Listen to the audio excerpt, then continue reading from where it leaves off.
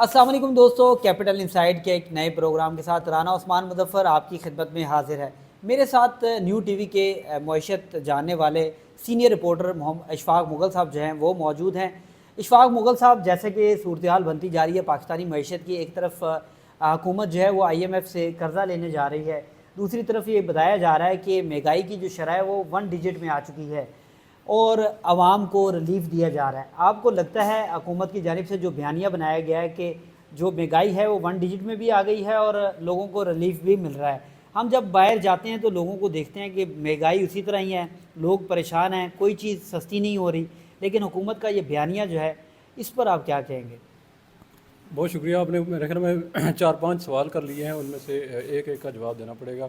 سب سے پہلے جو مہنگائی کی بات کی جاتی ہے کہ مہنگائی جو وہ سنگل ڈیجٹ میں آ گئی ہے، اس کا مطلب کیا ہے؟ لوگ سمجھ رہے ہیں کہ شاید حکومت یہ کہنا چاہ رہی ہے کہ جو چیزیں ہیں وہ سستی ہوئی ہیں،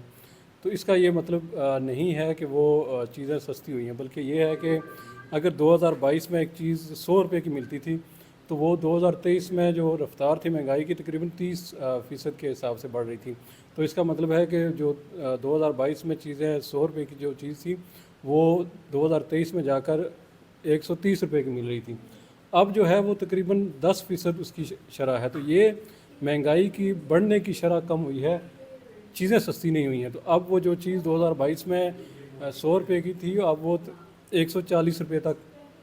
چلی گئی ہیں۔ تو یہ بنیادی طور پر سمجھنے کی ضرورت ہے کہ چیزیں سستی نہیں ہوئی ہیں، بعض چیزیں سستی ہوئی ہیں، لیکن مہنگائی کی جو شرح ہے وہ بڑھنے کی رفتار جو ہے کم ہوئی ہے، لیکن چیزیں اب بھی مہنگی ہو رہی ہیں۔ اب مہنگائی ہوتی کیا ہے بنیادی طور جو مہنگائی بنیادی طور پر یہ ہوتی ہے کہ آپ کی جو کیپیسٹی ہوتی ہے خریدنے کی وہ وہیں پہ رہتی ہے یا اس سے کم ہوتی ہے، لیکن آپ کی جو خرچے ہوتے ہیں یا آپ کی قوت یا جو چیزیں خریدنی ہوتی ہیں اس کے ریٹس جو ہے وہ بڑھ جاتے ہیں۔ تو لوگوں کی جو انگلش میں پرچیزنگ پاور کہتے ہیں وہ دن بدن اس وجہ سے کم ہو رہی ہے کہ لوگوں کے جو ہے وہ ذرائع جو ہے ذرائع انکم جو ذرائع آمدنی جو ہے وہ کم سے کم ہو رہے ہیں۔ لوگوں کے پیسے جو ہے وہ اگر کوئی پچھلے سال اگر کوئی 10,000 روپیہ کما رہا تھا ایک دن کا یا ایک ہفتے کا، تو وہ آج بھی وہی کما رہا ہے۔ اس کی نسبت اگر ہم دیکھیں چیزیں اگر 10% سے بھی جس کا گورنمنٹ جو ہے وہ کریڈٹ لے رہی ہے کہ ہم نے مہنگائی کی 10% تک جو ہے وہ اس میں اب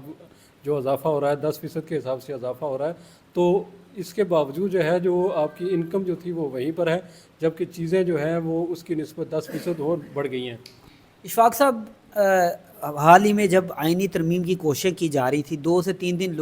اہم جو لوگ تھے ان کی ملاقاتیں ہوتی رہی، مولانا فضل الرحمان کے گھر بھی گئے، تو جب اسحاق ڈار اسی دوران کسی جرنلسٹ کو ملے تو انہوں نے اسحاق ڈار سے پوچھا کہ اسحاق ڈار صاحب، کیا آپ نے مہنگائی کی کمی کے لیے بھی اتنی کبھی کوششیں کی ہیں؟ اور دن رات ایسی، جس پر اسحاق ڈار کی جانب سے یہ کہا گیا کہ یہ ہماری کوششیں ہیں کہ مہنگائی کی شرح جو ہے وہ 1 ڈیجٹ میں آ گئی ہے۔ تو ایک طرف آپ کہتے ہیں کہ جیسے آپ نے عام آدمی کو سمجھایا عام الفاظ میں کہ مہنگائی کی شرح نیچے، جو بڑھنے کی شرح تھی وہ نیچے گئی ہے، مہنگائی کم نہیں ہوئی، لیکن حکومت یہ ریوارڈ کیوں لینا چاہتی ہے اور یہ موقف کیوں بناتی ہے، بیانیہ کیوں بناتی ہے کہ مہنگائی کم ہو گئی ہے، لوگوں کو ریلیف دیا جا رہا ہے اور عام آدمی کی جو حالات ہیں وہ بھی بہتر ہو رہے ہیں؟ دیکھیں، اگر آپ ایک سال کا موازنہ کریں تو بجلی کے ریٹس اگر ہم بالفرض بات کریں، بجلی کے ریٹس ایک سال پہلے کیا تھے اور اب کیا ہیں، تو پچھلے سال جو بجلی کا ریٹ تھا، جو ایوریج ریٹ تھا وہ 29 روپے 78 پیسے فی یونٹ تھا۔ اب وہی ریٹ جو چلا گیا ہے 35 روپے 50 پیسے کے پر۔ تو چیزیں یعنی کون سا ریلیف ہوا ہے گورنمنٹ کو ملا ہے؟ اگر چیزیں کچھ سستی بھی ہوئی ہیں، ان کی رفتار کم ہوئی ہے، تو اس کے کوئی 2-3 طریقے کار ہوتے ہیں کہ آپ کی مہنگائی کیسے کم ہوئی ہے۔ ایک تو یہ کہ جو یعنی آپ سبزیاں اگاتے ہیں تو اس کی کاسٹ کم ہوئی ہے کہ نہیں ہوئی ہے۔ وہ کاسٹ کم اس وجہ سے ہوئی ہے کہ آپ کا پیٹرول عالمی مارکیٹ میں کم ہوا ہے، جس میں آپ کا کوئی کردار نہیں ہے۔ اس وقت جو پیٹرول $100 فی بیرل تھا یا 90 روپے فی بیرل تھا، وہ اس وقت جو ہے وہ 70 سے بھی کم آ گیا ہے۔ تو پیٹرول کی عالمی مارکیٹ میں جو قیمت ہے وہ ظاہر حکومت پاکستان طے نہیں کرتی، نہ وہ کر سکتی ہے، تو وہ اس کا کریڈٹ جو نہ بنتا ہے۔ اگر پیٹرول کی قیمتیں بڑھتی ہیں تو اس کا جو ہے وہ گورنمنٹ کو بھی گالیاں نہیں پڑنی چاہیے، لیکن اگر کم ہوتا ہے تو گورنمنٹ کو بھی اس کا جو ہے وہ اس کا فائدہ نہیں دیا جانا چاہیے گورنمنٹ کے لیے۔ اشفاق صاحب یہ بھی دیکھا گیا ہے کہ اس میں یہ وہ بھی فارمولہ لاگو ہوتا ہے کہ ڈیمانڈ اینڈ سپلائی، جب آپ کو پتہ ہے کہ قوت خرید لوگوں کی کم ہو چکی ہے اور لوگ چیزیں خرید ہی نہیں سکتے، تو جب ڈیمانڈ کم ہوتی ہے تو چیزوں کے ریٹ بھی کچھ حد تک کم ہو جاتے ہیں۔ تو آپ اس کو نہیں دیکھتے کہ حکومت کی جانب سے جو بیانیہ بنایا جاتا ہے، لیکن اصل میں وہ ڈیمانڈ اینڈ سپلائی اس پہ اپلائیبل ہوتی ہے کہ اگر ڈیمانڈ ہی کسی چیز کی نہیں ہے، جیسے کہ پہلے لوگ چائے کا بہت استعمال کرتے تھے، تو یہ تو ڈیمانڈ کا لاگو ہوتا ہے، تو حکومت کیوں ایسا بیانیہ بناتی ہے کہ حکومت کی مجبوری ہے؟ اس میں دو چیزیں ہیں، ڈیمانڈ اینڈ سپلائی اگر آپ بات کرتے ہیں تو پاکستان میں کوئی مارکیٹ جو ہے وہ اس طرح نہیں ہے جس طرح دنیا کے جو ترقی یافتہ ممالک ہیں۔ یہاں اگر ڈیمانڈ بڑھتی ہے تو اس کی قیمتیں آٹومیٹکلی بڑھ جاتی ہیں، لیکن جب ڈیمانڈ کم ہوتی ہے تو تب قیمتیں وہی رہتی ہیں، قیمتیں کم نہیں ہوتی، اکثر ہم نے دیکھا ہے۔ آپ اگر دیکھیں جو آف سیزنل سبزیاں ہوتی ہیں ان کے ریٹس کہاں چلے جاتے ہیں، جب کہ وہ سیزنل جو ہم بات کرتے ہیں تو اس کے یعنی آج بھی اگر آپ چلے جائیں تو 200 روپے کلو سے کم کوئی سبزی آپ کو نہیں ملے گی، چاہے وہ اس کی صورتحال یا ڈیمانڈ جتنی مرضی کم ہے۔ لیکن جو پاکستان کی مہنگائی کو ناپنے کا طریقہ کار ہے، اس میں 53 جو بنیادی اشیاء ہوتی ہیں اس میں سے آپ نے ہر چیز مطلب آپ جتنے مرضی غریب ہیں، آپ نے چائے کی پتی لینی ہے، آپ نے چاول لینے ہیں، آپ نے آٹا لینا ہے، ہر صورت لینا ہے، چاہے آپ کما رہے ہیں یا نہیں کما رہے ہیں، جو بھی آپ کا ذریعہ آمدن ہے یا آپ نے مانگ کر بھی لینا ہے، تو وہ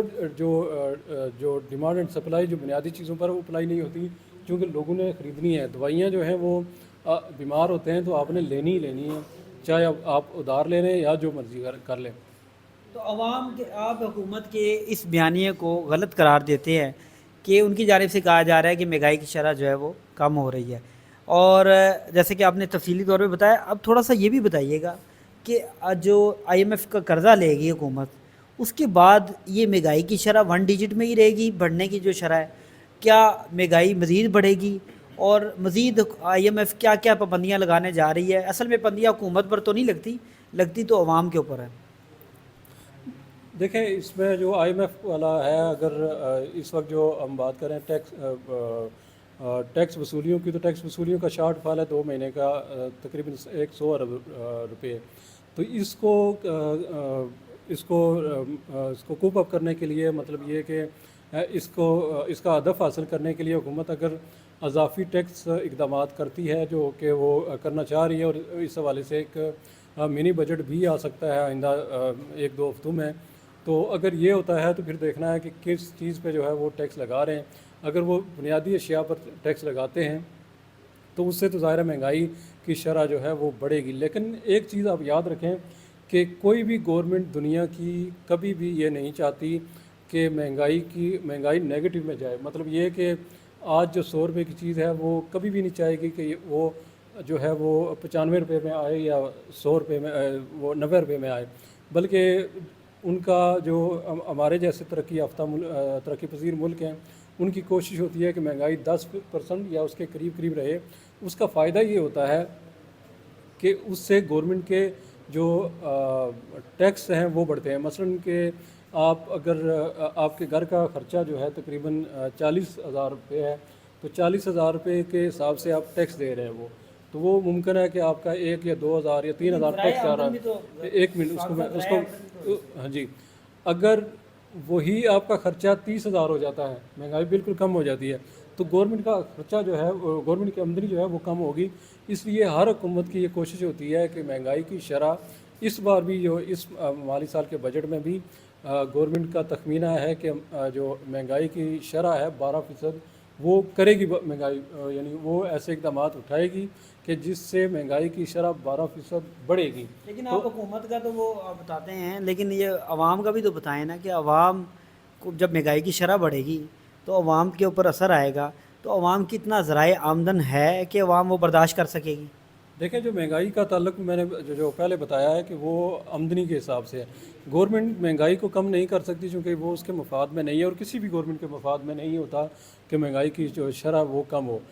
اس کے متبادل یہ ہوتا ہے کہ آپ ذریعہ آمدن آپ بڑھا لیں، بجائے اس کے کہ 100 روپے کی جو خرچہ ہے وہ آپ اپنا پیٹ کاٹ کر 80 روپے کر لیں، اس سے بہتر ہے کہ آپ انکم بڑھا کر 120 کر لیں اور اپنا جو آپ کی جو بنیادی چیزیں ہیں وہ پوری ہو جائیں۔ تو انکم جو بڑھانے کے لیے حکومت کے پاس 2-3 چیزیں ہیں، اس میں ایک تو انڈسٹری ہے، انڈسٹری کی گروتھ ہونی چاہیے، اور اس وقت جو انڈسٹری کی گروتھ ہے وہ بھی اگرچہ وہ اس میں کچھ بہتری آئی ہے ضرور، لیکن پچھلے 2 سال کے دوران اس میں نیگیٹو گروتھ تھا، یعنی 10% ہر سال انڈسٹری بند ہو رہی تھی، 10% سکڑ رہی تھی، تو اس کی وجہ سے روزگار کے مواقع جو ہے وہ کم ہوئے ہیں۔ اب گورنمنٹ کے پاس 2 سیکٹر ہیں، ایک تو آپ کا زراعت کا سیکٹر ہے جو سب سے زیادہ منافع دیتا ہے اور سب سے زیادہ لوگ اس سے جڑے ہوئے ہیں، تو ان کی انکم جو ہے وہ بڑھ سکتی ہے۔ دوسرا انڈسٹری ہے۔ اس کے علاوہ گورنمنٹ کے پاس کوئی تیسرا حل نہیں ہے، کیونکہ گورنمنٹ خود اپنے طور پر 1% بھی آبادی کو جو ہے وہ روزگار یا ملازمتیں نہیں دے سکتی۔ جی بالکل، یہ تھے میرے ساتھ اشفاق مغل صاحب۔ اشفاق مغل صاحب نے بتایا کہ پاکستان کی معیشت کس طرف جا رہی ہے، مہنگائی کے جو اشاریے بتائی جا رہے ہیں وہ نیگیٹو میں ہیں یا پازیٹیو میں ہیں، انہوں نے تفصیلی طور پر بتایا اور عام زبان میں انہوں نے سمجھایا عوام کو کہ اگر یہ اشاریے کم ہوتے ہیں مہنگائی کی شرح کے تو وہ مہنگائی کم نہیں ہوتی بلکہ مہنگائی بڑھنے کی شرح جو ہے اس کے حوالے سے بتایا جاتا ہے۔ آج کے پروگرام میں دیجیے گا رانا عثمان کو اجازت، انشاءاللہ اگلے پروگرام میں پھر حاضر ہوں گے۔ اللہ حافظ۔